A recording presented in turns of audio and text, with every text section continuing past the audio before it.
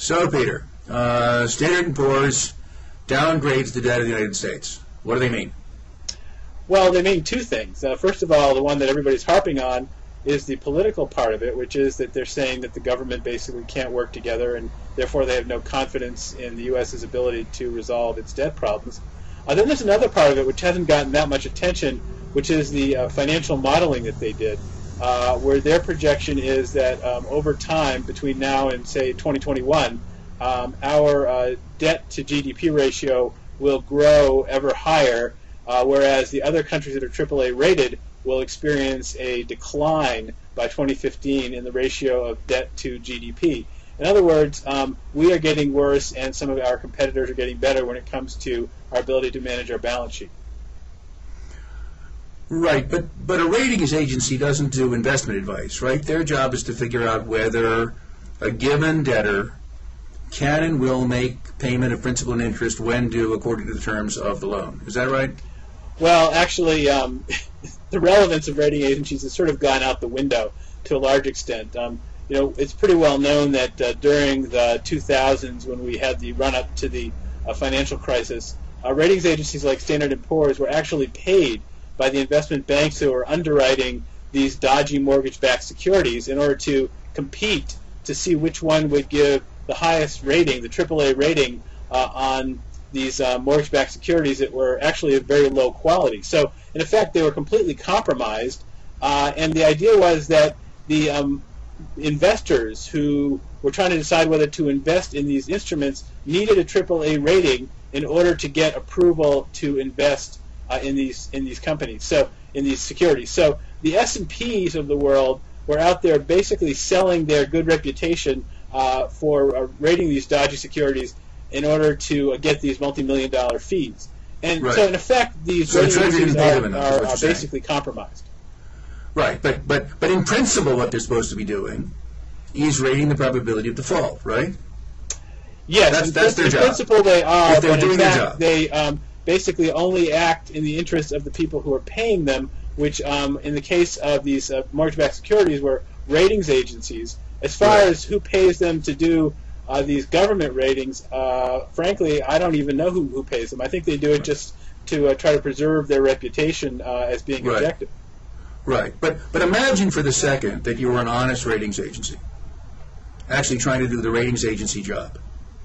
My understanding is that's simply saying whether this debtor will pay off. Well, right? Basically that's correct. The question is what they are really doing is they're describing gradations of risk, right. gradations of probability of not repaying based right. on these ratios. Now that's where I'm completely puzzled, and I want your help. Okay. If Greece owes euros and doesn't have enough foreign exchange to make the payments, Greece could be forced into default on its debt.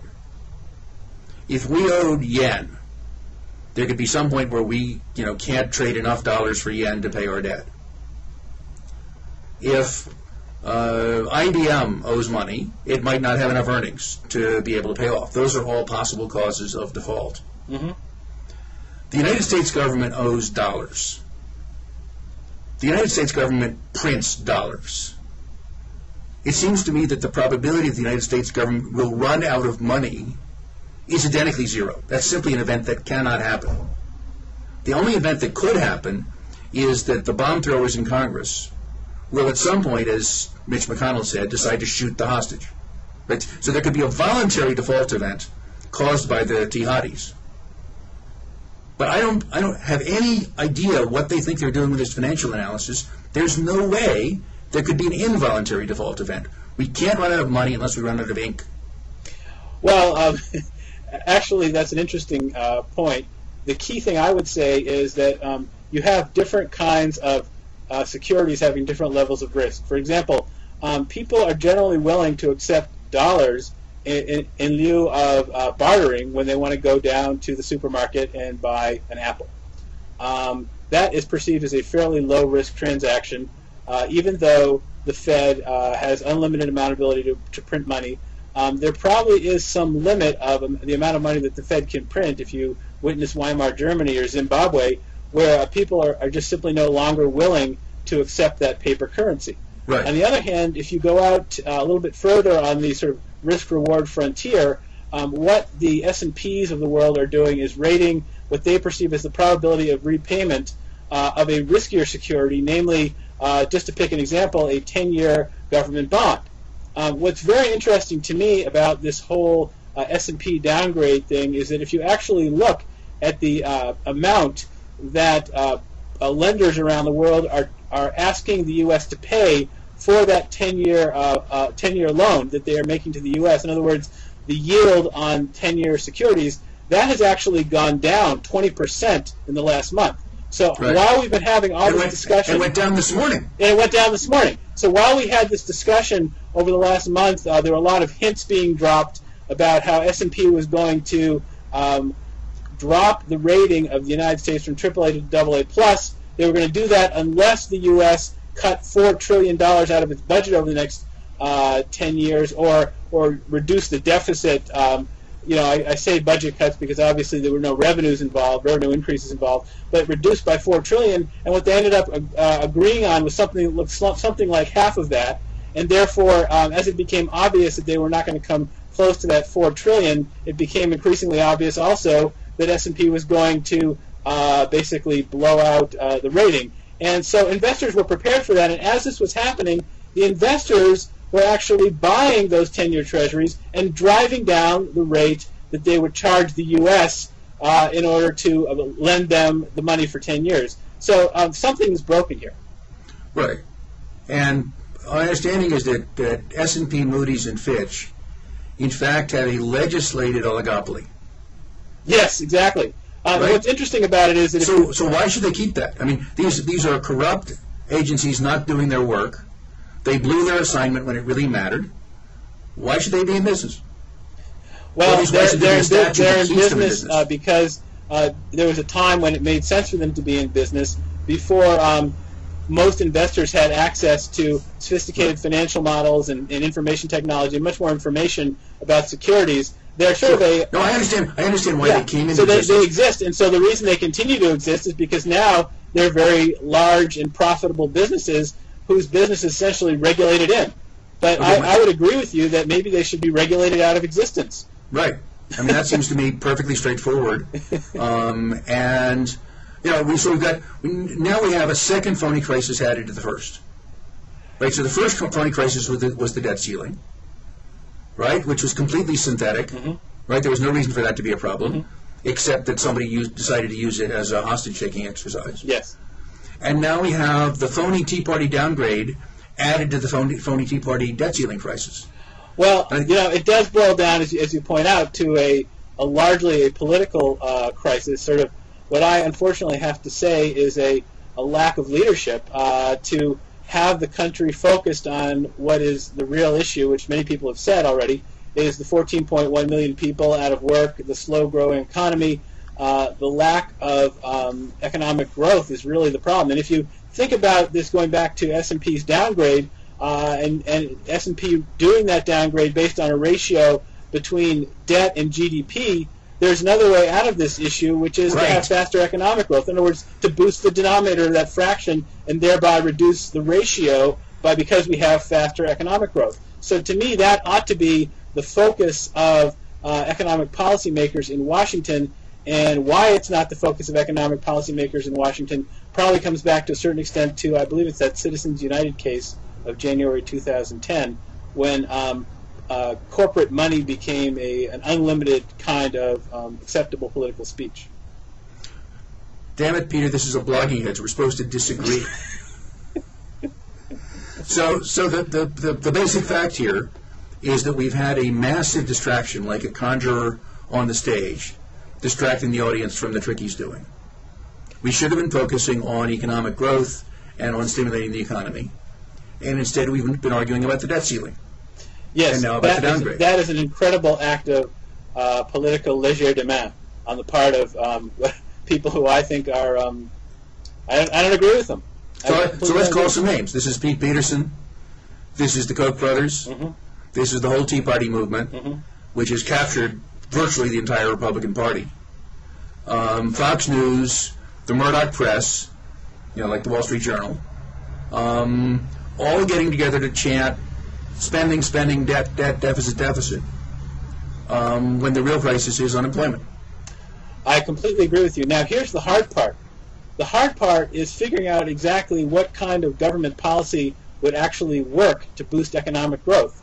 And, there's sort of an inverse relationship between the level of discussion about how we're focusing on the wrong topic and coming up with really effective policies for actually boosting economic growth. And I have only one idea, really, and I'm not even sure how feasible that is, but my idea comes down to the idea that startups create jobs. It's a simple concept. Startups create jobs. We have, in the U.S., a lot of people coming into places like MIT and Stanford to get their PhDs and master's degrees in technology who want to stay here and start businesses.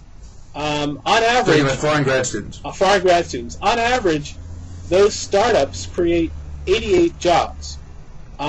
So the problem is that a lot of those grad students are unable to stay in the U.S. and create those companies because of their visa problems, and they end up having to go back to China and India where they start their companies and where they create the jobs.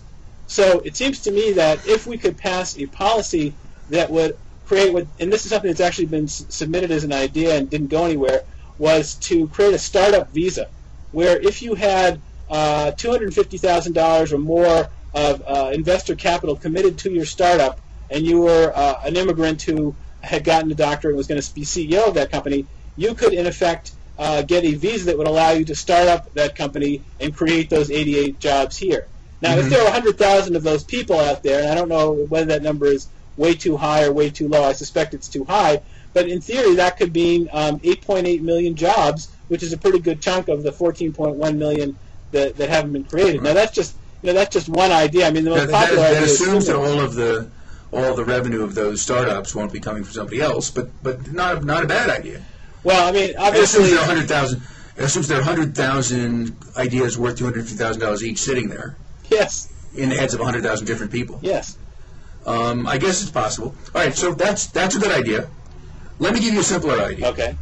State and local governments around the country, nationally, private sector jobs have been growing.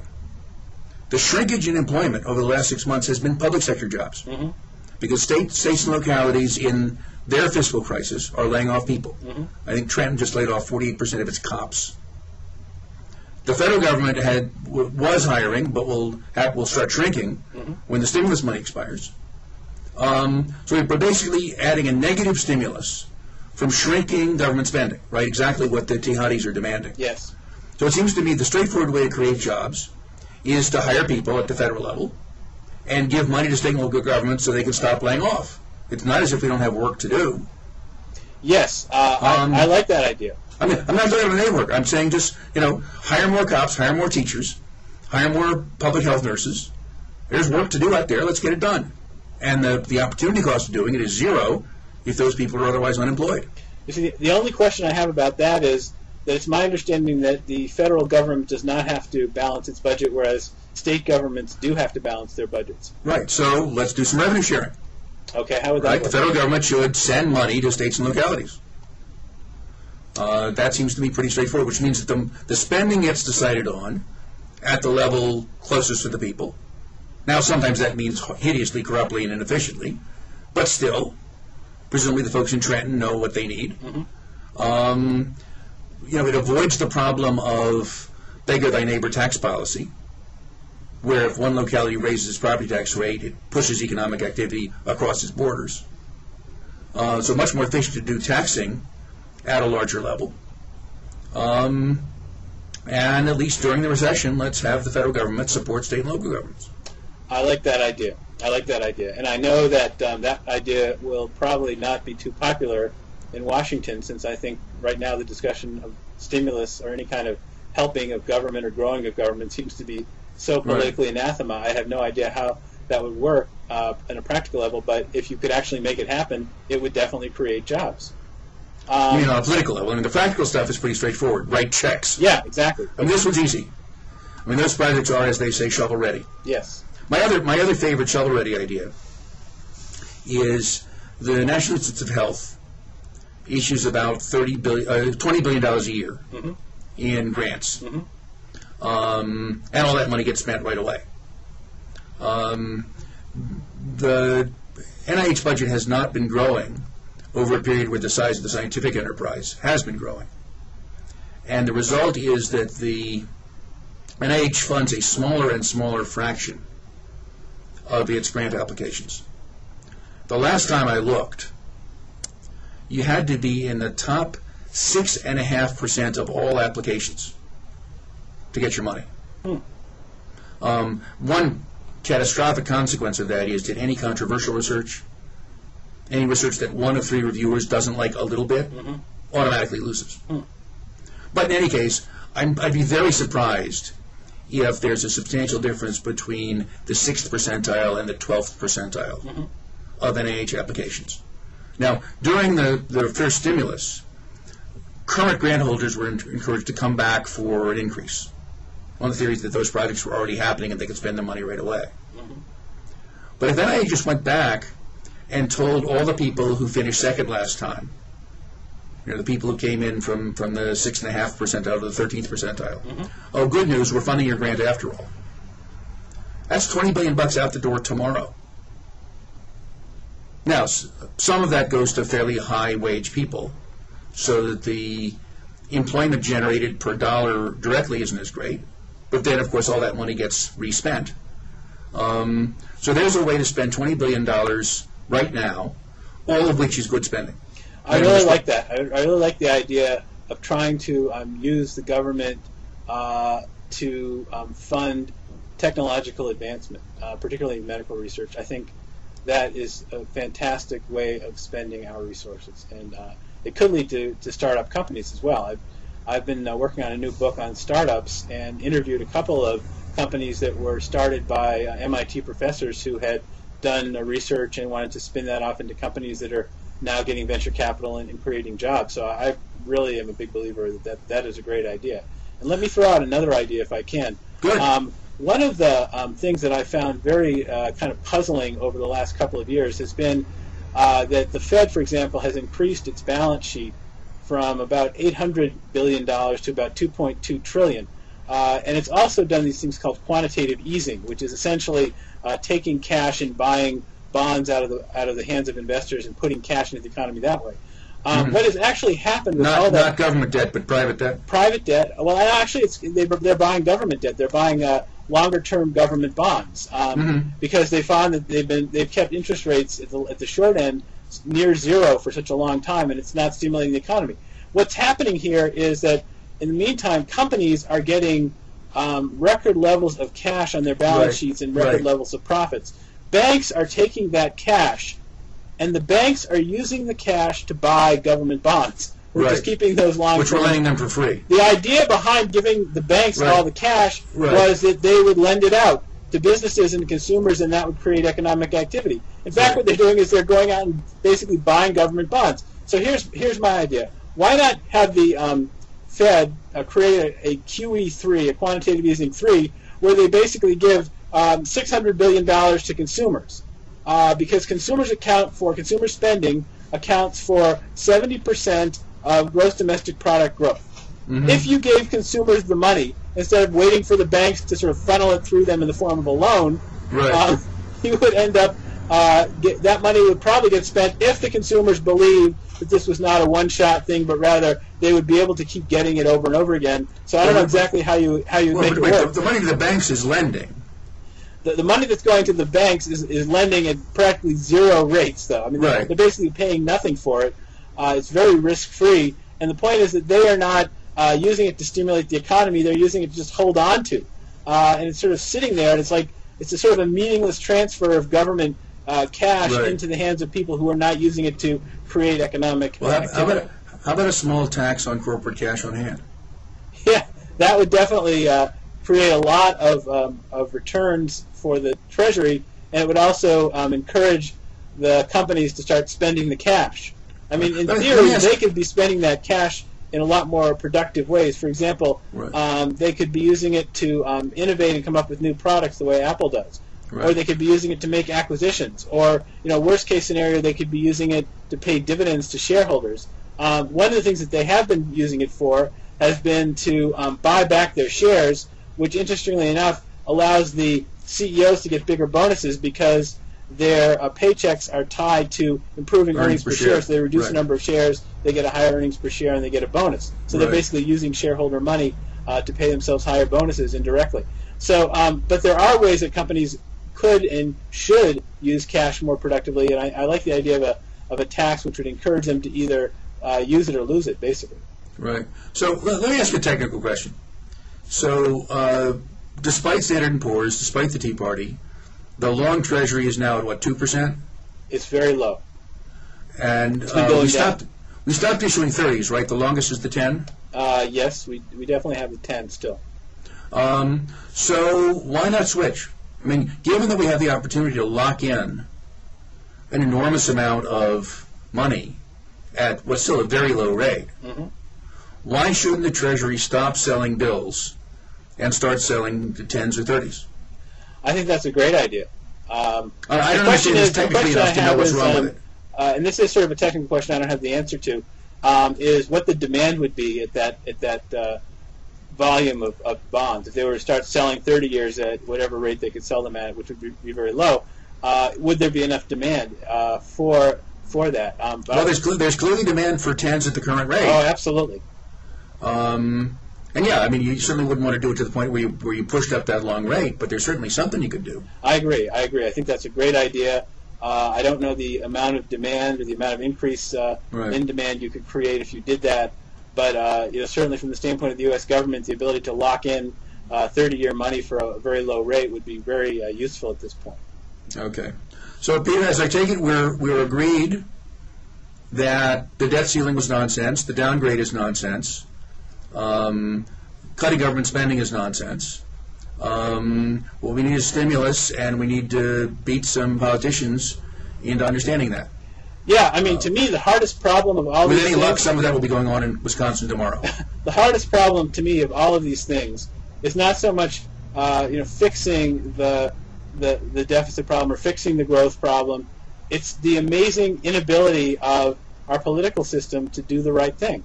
And the ability of this small group to, in effect, take over what I thought was, hopefully a rational process. It really makes me wonder about what has changed in our political system to allow I think the 80-some% of the people in this country think that Congress is doing the wrong thing. How could, that kind of, that seems very anti-democratic to me. How did that happen? And what can we do to change that? If there was a way of changing the political process so that could never happen again, I don't even know what that is. But that seems to me to be the hardest thing. There are two things you could do. One you mentioned, which is campaign finance. Okay. Not only roll back Citizens United, but do something serious about the role of money in politics. And the other is Murdoch. I mean, we're now seeing in Britain just how huge his power was, how many people were terrified of him. It's not that bad here, but it's bad enough. And it seems to me that those media ownership rules need to be revisited. In the case of Murdoch, it's pretty clear that they were violating the Foreign Corrupt Practices Act. Yeah, what's happening with that? I would love to see somebody get indicted on that. Well, and some of the stuff they were doing is probably covered under the RICO statute, where one of the provisions is that if a corporation is being run as a corrupt enterprise, the whole damn thing can be forfeited to the government. I have to say I'd be a little surprised if the Justice Department were prepared to go that far, but I'd love it. It would be wonderful. Peter, it's been a pleasure. Thank you, Mark. Talk to you soon.